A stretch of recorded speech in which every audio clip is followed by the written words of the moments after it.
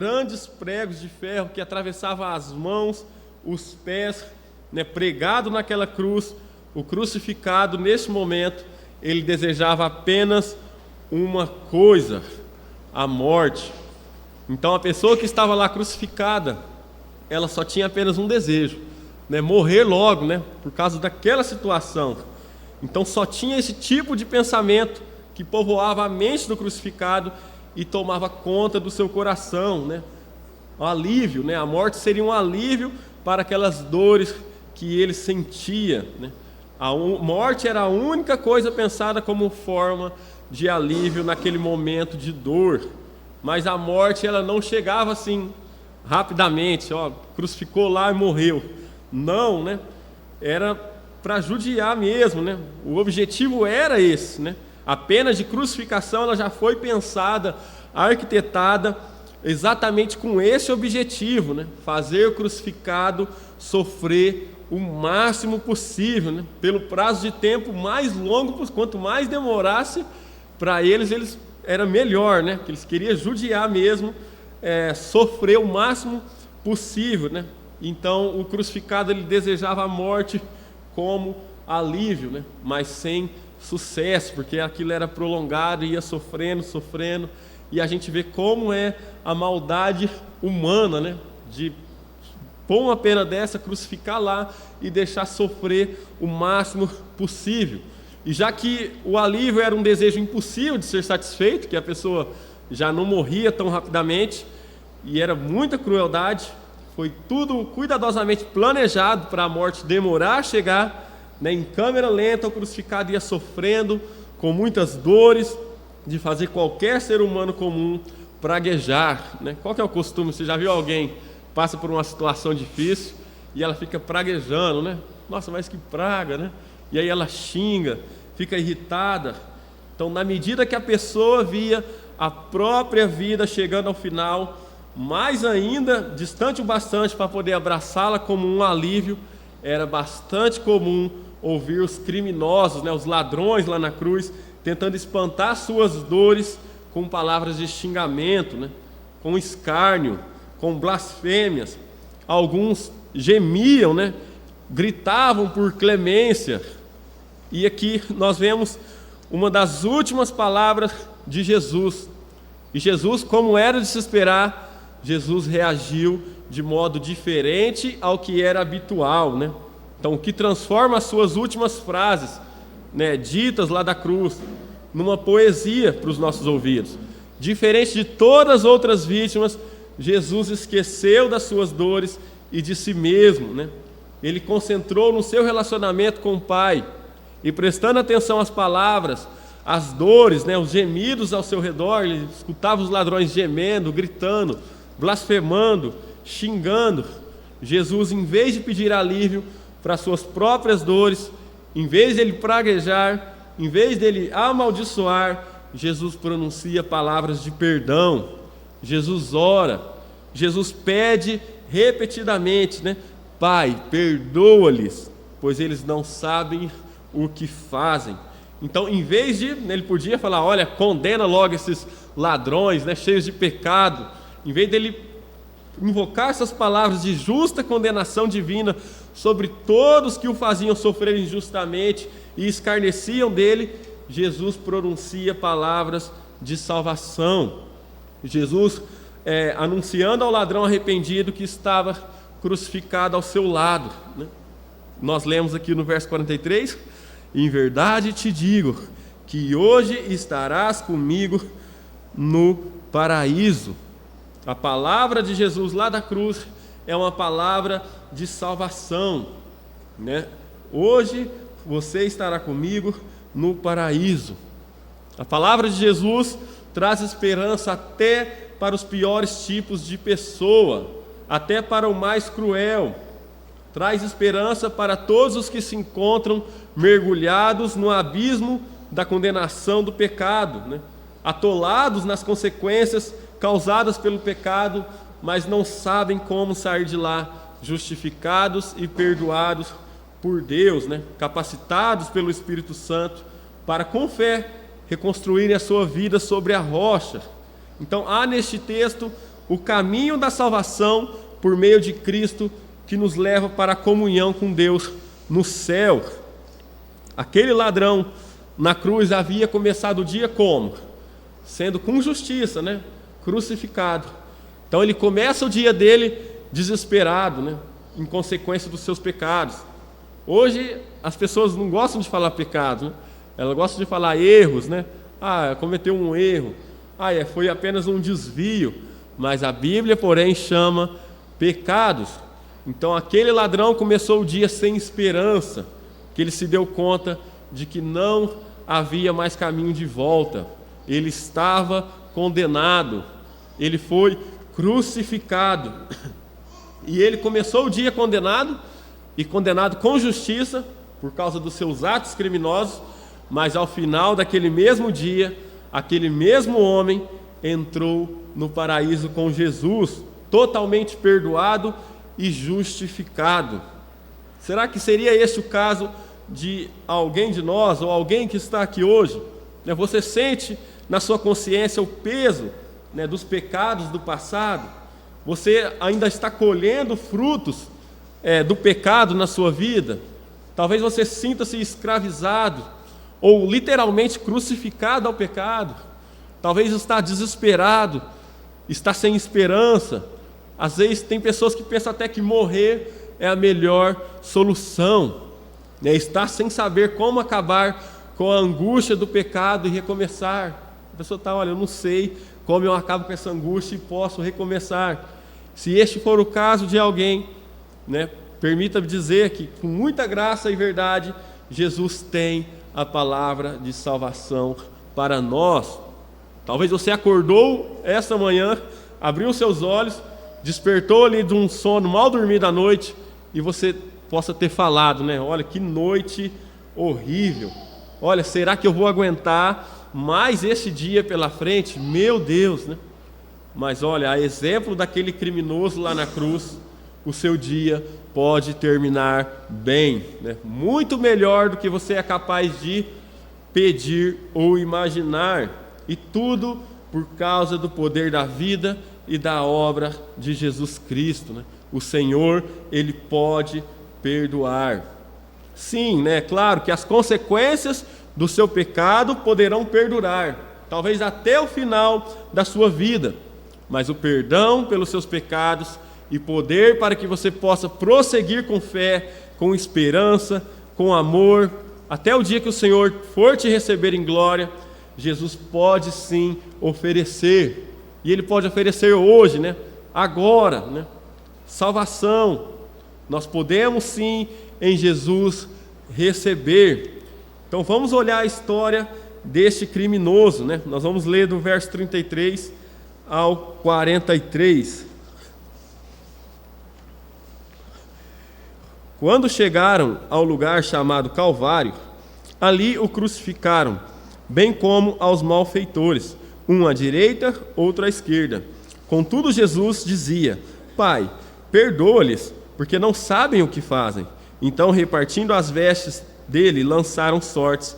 O povo estava ali e a tudo observava. Também as autoridades zombavam e diziam: salvou os outros, a si mesmo se salve, se é de fato Cristo de Deus, o escolhido. Igualmente os soldados o escarneciam e, aproximando-se, trouxeram-lhe vinagre, dizendo: se tu és o rei dos judeus, salva-te a ti mesmo. Também sobre ele estava esta epígrafe, em letras gregas, romanas e hebraicas: este é o rei dos judeus. Um dos malfeitores crucificados blasfemava contra ele, dizendo: não és tu o Cristo? Salva-te a ti mesmo e a nós também. Respondendo-lhe, porém, o outro repreendeu-o, dizendo: nem ao menos temes a Deus, estando sob igual sentença? Nós, na verdade, com justiça, porque recebemos o castigo que os nossos atos merecem, mas este nenhum mal fez. E acrescentou: Jesus, lembra-te de mim quando vieres no teu reino? Jesus lhe respondeu: em verdade te digo que hoje estarás comigo no paraíso.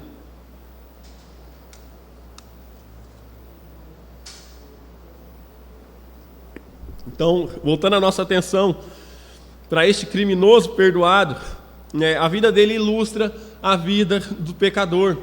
E esse texto permite a gente fazer algumas observações importantes. A situação do pecador, a súplica do pecador e a salvação do pecador. Então, primeiro, a situação do pecador. Jesus ele estava crucificado entre dois malfeitores, entre dois criminosos. E lá em Mateus e Marcos, os dois são pintados como ladrões. Ambos eram criminosos violentos, esses dois ao lado de Jesus. Mas estava claro então que ao pregarem Jesus na cruz, entre esses homens, qual que era o objetivo das autoridades? Era humilhar Jesus o máximo que pudessem, Eles queriam humilhar, envergonhar Jesus. Mateus 27, do 39 ao 44, nos informa que Jesus era atacado com palavras de escárnio. As pessoas xingavam, escarneciam dele, de todos os lados, da pessoal que estava na frente, por parte daqueles que passavam pelo Gólgota, de trás pelas autoridades religiosas que causaram tudo aquilo, e dos lados pelos criminosos, cada um de um lado da cruz. E não foi por acaso que o nosso Senhor foi crucificado entre dois ladrões. Falou assim, nossa, mas que coincidência, puseram Jesus. Não há acidentes, nem coincidências ou acasos num mundo governado pela soberana providência de Deus, especialmente naquele dia, de todos os dias, um dia e um evento que estão no centro do palco da história humana. Então não teria sido por acaso que Jesus foi colocado ali no meio, entre dois malfeitores. Deus mesmo estava dirigindo aquela cena, Desde toda a eternidade, antes da fundação do mundo, Ele já havia decretado quando, onde, como e com quem o Cordeiro de Deus seria imolado, Nada daquele momento fora deixado ao acaso ou ao capricho dos homens. Tudo que Deus havia decretado aconteceu exatamente como Ele havia ordenado, e nada aconteceu fora do que Ele tinha já eternamente proposto. Então, tudo que os homens fizeram foi simplesmente aquilo que a mão e o propósito do Senhor já predeterminaram. Então, quando Pilatos ordenou que o Senhor Jesus fosse crucificado entre esses dois ladrões, sem saber, o governador da Judéia estava apenas executando o decreto eterno de Deus, cumprindo uma palavra profética. Lembre-se, 700 anos antes de aquele oficial romano emitir a sentença, Deus já havia declarado por meio de Isaías que o Filho eterno deveria ser contado com os transgressores. Então já estava tudo planejado. Mas por que tudo aconteceu daquela forma? Por que Jesus foi crucificado entre dois ladrões? Certamente Deus tinha boas razões, e propósitos para crucificar o seu filho naquela posição. Deus nunca age de forma casual. Ele sempre tem um bom propósito para tudo o que Ele faz, pois todas as suas obras são executadas com sabedoria. No caso de Jesus ter sido crucificado entre dois ladrões, tem vários propósitos divinos que nós podemos apresentar. E eu vou falar aqui alguns. Mas como assim, Juninho? Propósito divino para Jesus seja crucificado entre dois ladrões? Primeiro, nosso bendito Salvador foi crucificado com os dois ladrões para demonstrar completa e claramente as profundezas da vergonha ao qual Ele desceu neste mundo em pecado. No seu nascimento, Cristo foi cercado por animais. Na morte, Ele foi contado com a escória da humanidade, crucificado entre dois ladrões. Segundo, nosso Salvador foi contado com os transgressores para revelar a posição que Ele ocupou como nosso substituto. Era nós que deveríamos estar lá. Ele tomou o lugar que nos era devido, o lugar da vergonha humana provocada pelo pecado, o lugar dos transgressores da lei, o lugar dos homens condenados com justiça à morte. Terceiro, nosso Salvador foi humilhado por Pilatos, sendo colocado entre dois malfeitores, para exibir a forma como o mundo ao qual ele veio salvar o estimou. Ele foi desprezado e foi rejeitado pelos homens. E quarto, nosso Salvador foi crucificado com 2 ladrões, para que naquelas 3 cruzes e nos homens pendurados sobre cada uma delas, nós pudéssemos ter uma representação concreta, do drama da salvação e da resposta do homem a ela. No centro está o Senhor, executando a salvação. De um lado, um pecador, se arrependendo e crendo no Salvador. E do outro, um pecador insultando, ultrajando e rejeitando até a morte o Salvador. E aqueles 2 criminosos representam todos nós pecadores. Mas aí você pode dizer: não, calma aí, Juninho, eu não sou ladrão não, você não me compara com esses caras não.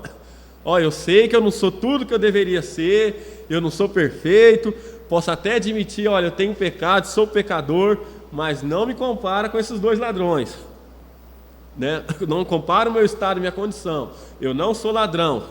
Mas a nossa situação sem Cristo é muito pior do que a gente imagina. Por natureza nós somos sim ladrões, e ladrões do pior tipo que existe. Nós roubamos de Deus. Pensa comigo, Deus nos criou, Deus nos deu dons, nos deu talentos, nos deu as melhores capacidades, nos abençoou, nos dando inteligência, nos dando saúde, nos deu força. Deus supre todas as nossas necessidades e nos proporciona várias oportunidades para que possamos servi-lo, para que possamos glorificá-lo. E o que acontece? Tudo que Deus nos deu, a gente perverte no pecado. E aí o que acontece? Ao invés de a gente servir com esses dons e talentos a Deus, a gente serve a outros mestres.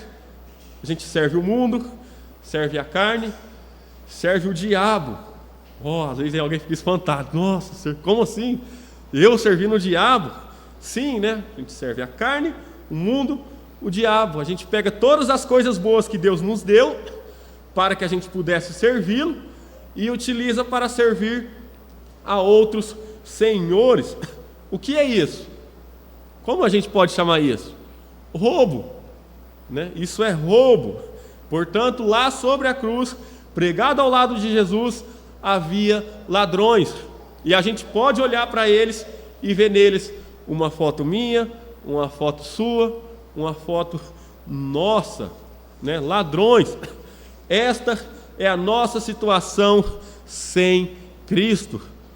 A menos que Deus mesmo haja com graça para nos redimir, para nos salvar, para justificar, a gente vai permanecer perdido, escravos do pecado, servindo a outros senhores, com os recursos que o próprio Deus nos deu para que a gente pudesse servi-lo neste mundo.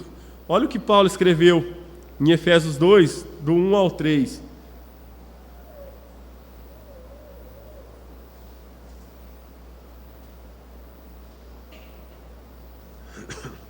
Efésios capítulo 2, do 1 ao 3, Paulo escreve: vocês estavam mortos por causa da sua desobediência, de seus muitos pecados, nos quais costumavam viver, como o resto do mundo, obedecendo ao comandante dos poderes do mundo invisível. Ele é o Espírito que opera no coração dos que se recusam a obedecer. Todos nós vivíamos desse modo. Que modo, Paulo? Seguindo os desejos ardentes e as inclinações da nossa natureza humana. Éramos, por natureza, merecedores da ira, como os demais. Então, precisamos de Cristo. Você precisa de Cristo para nos libertar, para nos colocar de volta aos trilhos, para uma vida que deve ser vivida para a glória de Deus. 2 Coríntios 5 fala que Ele morreu por todos para que os recebem sua nova vida, não vivam mais para si mesmos, mas para Cristo que morreu e ressuscitou por eles. Então a situação de um pecador sem Cristo é deplorável. Em seu estado natural, aquele pecador ao lado de Jesus lá na cruz, te representa, ele me representa, ele nos representa. Este é o nosso estado sem Cristo, pecadores, escravos do pecado e sem a menor condição em nós mesmos de fazer qualquer coisa para nos ajudar, salvar ou justificar. Aquele ladrão na cruz, o que nos representa em nosso estado natural. Aqueles ladrões na cruz não tinham mais como trilhar as veredas da virtude. Eles não tinham como mais. Eles estavam lá com um prego atravessado nos pés deles. Não tinha mais como eles realizar nenhuma boa ação, porque eles tinham um prego atravessado em cada uma de suas mãos. Não tinha como eles virar a página e seguir vivendo uma vida melhor, porque eles estavam morrendo pregado naquela cruz.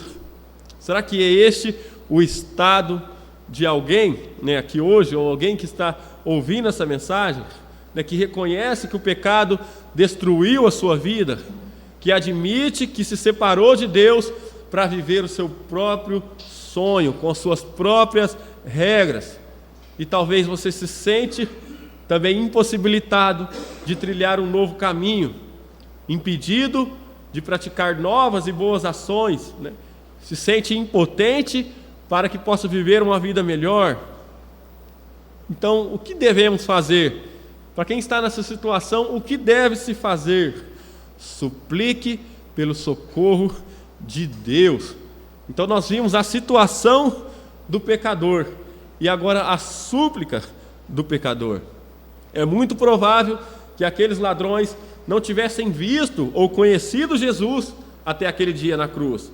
Então, quando os três, Jesus e os dois ladrões, foram pregados, cada um na sua cruz, os dois criminosos devem ter pensado que Jesus fosse apenas um criminoso como o outro qualquer.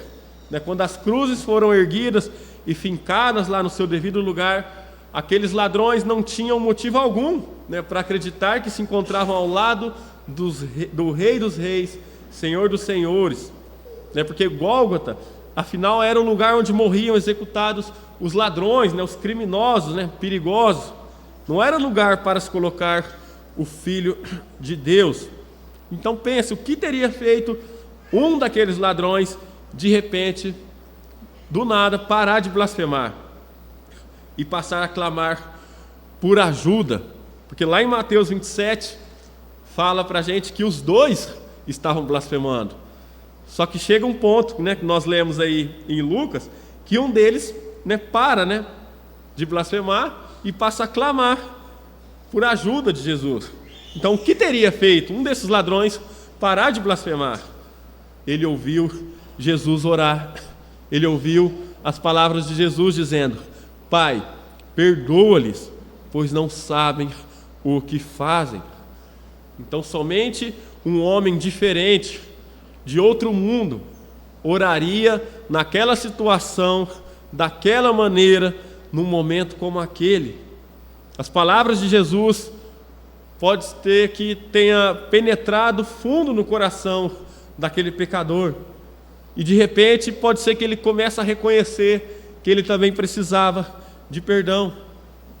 Mateus 27:44 diz: até os criminosos que tinham sido crucificados com ele o insultavam da mesma forma. Então os dois insultavam Jesus. Agora o relato de Lucas, do 39 ao 42. Um dos malfeitores crucificados blasfemava contra ele, dizendo: não és tu o Cristo? Salva-te a ti mesmo e a nós também. Respondendo-lhe, porém, o outro repreendeu-o, dizendo: nem ao menos temes a Deus, estando sob igual sentença? Nós, na verdade, com justiça, porque recebemos o castigo que os nossos atos merecem, mas este nenhum mal fez. E acrescentou: Jesus, lembra-te de mim quando vieres no teu reino. Então, quando esse ladrão ouviu Jesus dizer: Pai, perdoa-lhes, pois não sabem o que fazem, pode ser que ele tenha caído em si e reconheceu que também precisava de perdão. Outra coisa, aquele malfeitor assistiu a atitude de Jesus na cruz. Ele viu Jesus naquela cruz e Jesus não respondia a nenhuma das acusações. Jesus não praguejava, Jesus não estava agindo com ira, com furor, e ainda por cima aguentava toda a dor e todo escárnio em silêncio, e ainda pedindo a Deus que os perdoasse. Então a atitude de Jesus toca aquele homem. Ele nunca tinha visto alguém agir daquela maneira com tanto amor. O amor de Cristo o constrangeu. E aqui a gente aprende, né, como que a nossa postura revela, né? Quando a gente passa por algum momento de dor, de sofrimento, é aí que nós revelamos quem verdadeiramente nós somos, quem nós somos de verdade. E ainda, né, esses ladrões provavelmente leu, né, a inscrição sobre a cruz de Jesus. Lá, ó, Jesus, né, o Nazareno, Rei dos Judeus. Mas o objetivo da inscrição sobre a cabeça de Jesus, João nos informa que era humilhar Jesus e ao mesmo tempo irritar os líderes religiosos. Olha lá em João 19, do 20 ao 22. João 19, do 20 ao 22, vou estar lendo aqui.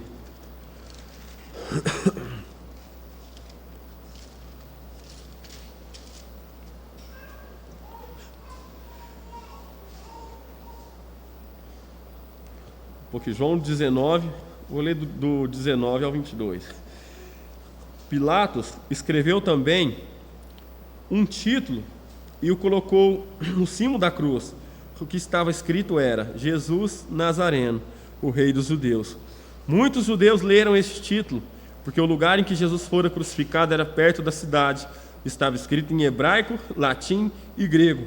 Os principais sacerdotes diziam a Pilatos: não escreva Rei dos Judeus, e sim que ele disse: sou o Rei dos Judeus.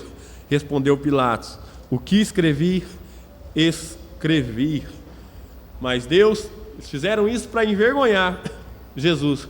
E Deus usou aquelas palavras maliciosas, mas carregadas com verdade, para semear salvação no coração daquele ladrão que começava a se quebrantar.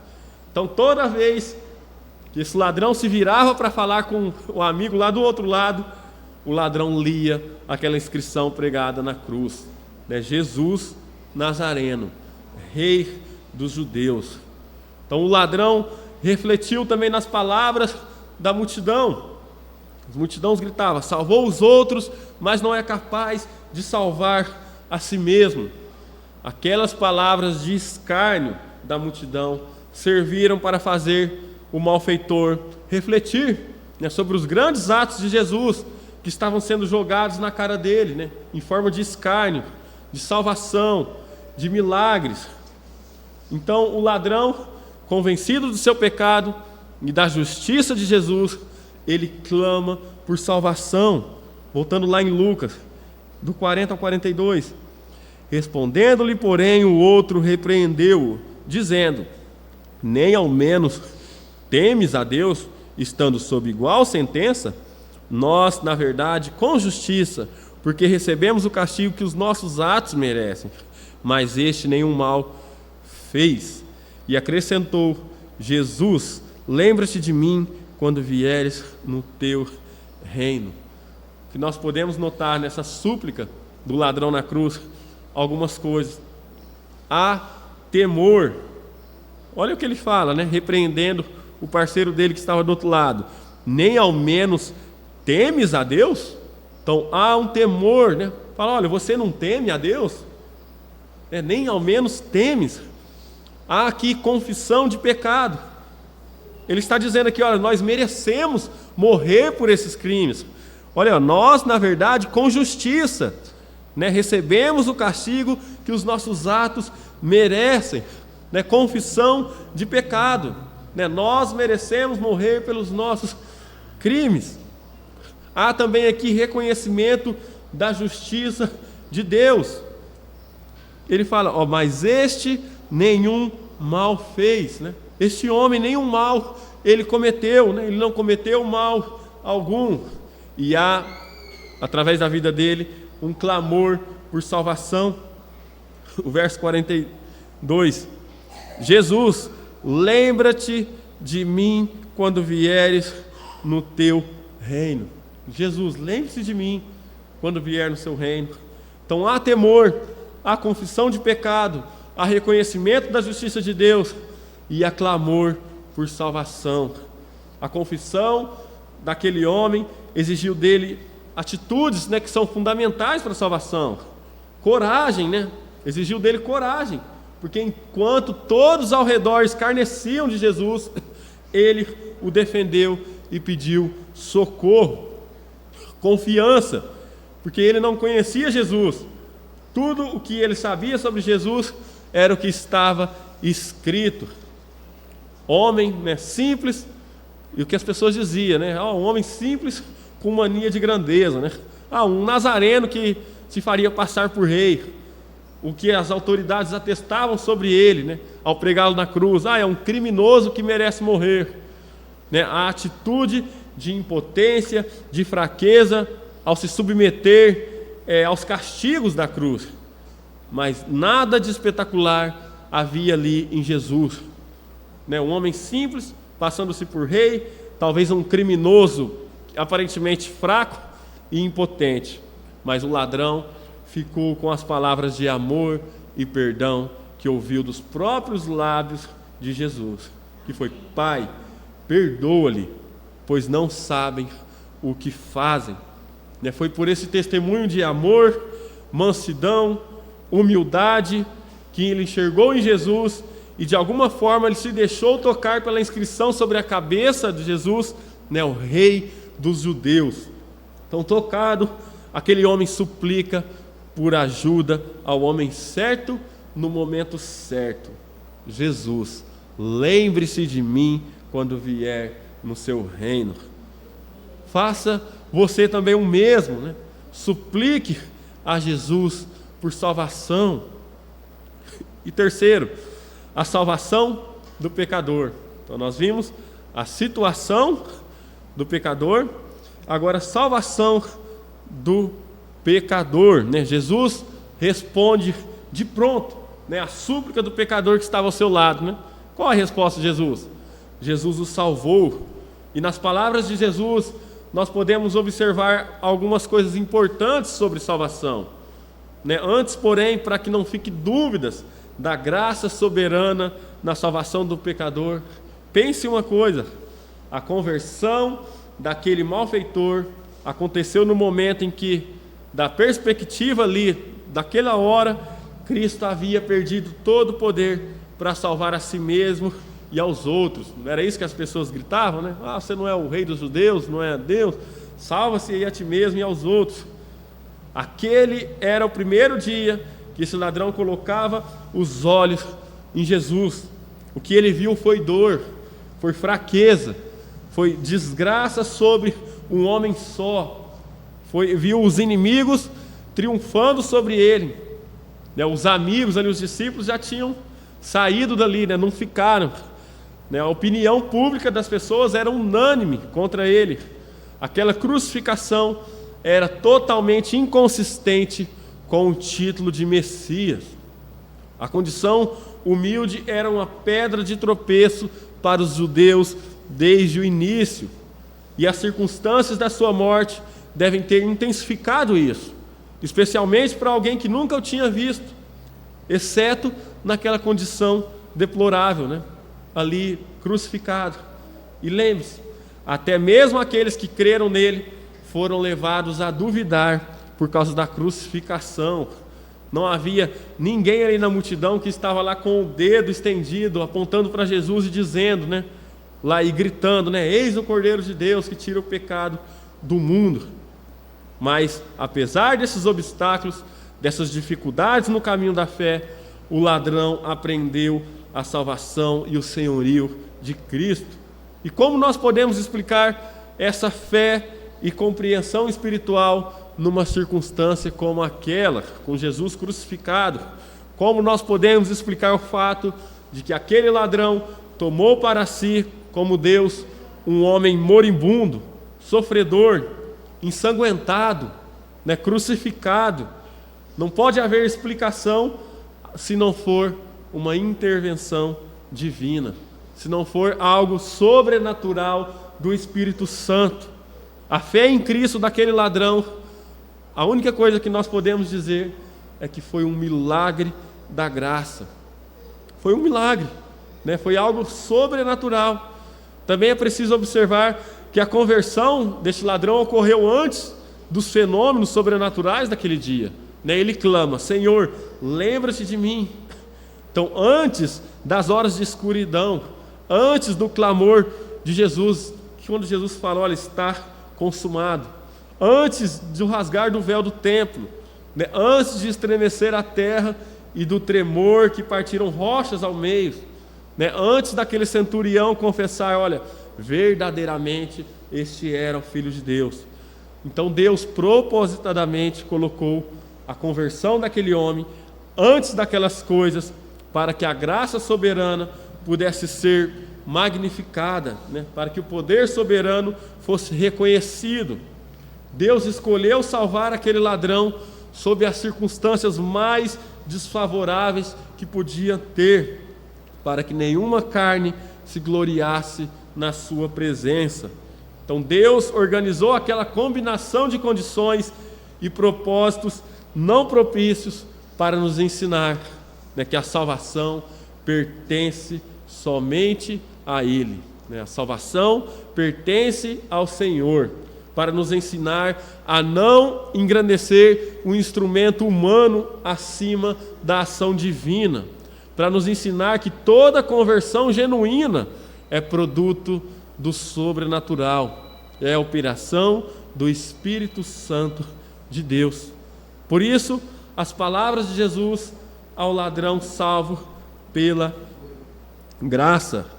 Jesus lhe respondeu: em verdade te digo que hoje estarás comigo no paraíso. O que se vê e aprende sobre a salvação nessas palavras de Jesus? Que salvação é obra da graça ao pecador que não a merece, mas que graciosamente ouve o chamado eficaz para a salvação. Salvação é garantida ao que crê. Jesus diz: em verdade te digo. Em outras versões ele diz: eu lhe asseguro. Salvação é pessoal. Olha o que Jesus fala: em verdade te digo que hoje estarás comigo. Algumas versões falam você, lhe asseguro que você estará comigo. E salvação começa aqui e nos leva além, Hoje estarás. E que salvação é estar com Cristo, comigo, Ele falou: em verdade te digo que hoje estarás comigo. Então salvação é também estar com Cristo. Então esta tão maravilhosa salvação do pecador, Olha, eu lhe asseguro que hoje você estará comigo no paraíso. Palavra de salvação a um pecador. E aqui para nós hoje, pense, reflita como está o seu coração, nessa manhã. Clame, por Jesus. Mas não deixe para amanhã, Não queira esperar até o último momento. Não escolha continuar vivendo para você mesmo, para os prazeres deste mundo, sob as garras do inimigo das nossas almas. Tem um comentarista bíblico, vocês vão me desculpar, mas eu não vou dar conta de pronunciar esse nome dele aqui.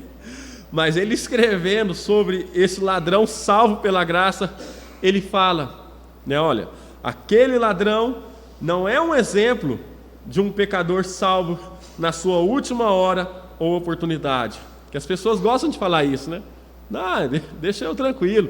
Olha lá o ladrão na cruz, na última hora, quase morrendo, foi salvo, Mas olha só, aquele ladrão não é um exemplo de um pecador salvo na última hora ou na última oportunidade. Ao contrário, ele é um exemplo de um pecador salvo na hora, tinha que ser aquela hora, e na primeira oportunidade que ele recebeu. Não é na última, não, foi na última hora, não, né? Ele é um exemplo de um pecador salvo na hora, na primeira oportunidade que ele recebeu. Tanto é, o que aconteceu com o outro companheiro dele? Até o final, blasfemou, né? Então, clame por salvação, né? Jesus, ele tem uma palavra para nós, ele tem palavras de salvação para todos nós, né? Eu lhe asseguro que hoje você estará comigo no paraíso. Então pense, como você começou o seu dia hoje? Né? Às vezes desanimado, sem esperança. Talvez você possa até começar o dia hoje mal, né? Ruim, mas você pode terminar o seu dia bem, né? Que nós possamos terminar o nosso dia com Jesus Cristo. Amém? Vamos orar agradecendo ao nosso Deus. Pai, nós te louvamos por este pouco tempo, Pai, em que nós aprendemos aqui um pouco mais da Tua palavra, Deus. Pedimos que o Senhor aplique esta palavra aos nossos corações, aos corações daqueles que estão ouvindo essa mensagem, que não estão presentes, mas estão assistindo. Ó Deus, que o Senhor aplique ao coração de todos, que o Senhor nos ajude, Deus, que o Senhor possa abençoar a todos os irmãos que estão presentes aqui, abençoe também aqueles que não puderam chegar até aqui por algum imprevisto, algum empecilho, por alguma enfermidade, Deus. Que o Senhor também esteja tocando no coração deles, Deus. Que o Senhor nos abençoe, que possamos ter um domingo abençoado, que à noite possamos todos estar aqui juntamente, novamente, né, te adorando e aprendendo um pouco mais de Ti, Deus. Que assim seja. Nós oramos e agradecemos em nome de Jesus. Amém.